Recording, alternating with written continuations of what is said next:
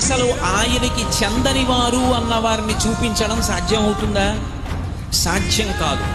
భక్తితో ఎవరు పరమేశ్వరుణ్ణి ఆరాధన చేస్తారో ఆ భక్తిని చూస్తాడు ఆయన. భోళాశంకరుడు భోళాశంకరుడు అంటాడు. భోళాశంకరుడు అంటే ఏదో ఉబ్బులింగడు, మనం ఏదో మనసులో కాపట్యం పెట్టుకుని పైకి శివా శివ అంటే లొంగిపోయే అమాయకుడు కాడు.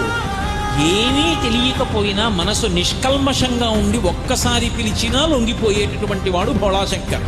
అంతేకాని లోపల కుళ్ళు బుద్ధులన్నీ పెట్టుకుని పైకి మాత్రం 4 మాటలు ఆయన పేరు చెప్పేస్తే పొంగిపోయేంత అమాయకుడు కాడాయన. కాబట్టి అటువంటి తత్వం ఉన్నవాడు. ఆయన పట్ల భక్తితో ఎవడు ప్రవర్తిస్తాడో వాడి పాశములను తొలగతోస్తాడు, ఆ పాశము తీసేస్తాడు.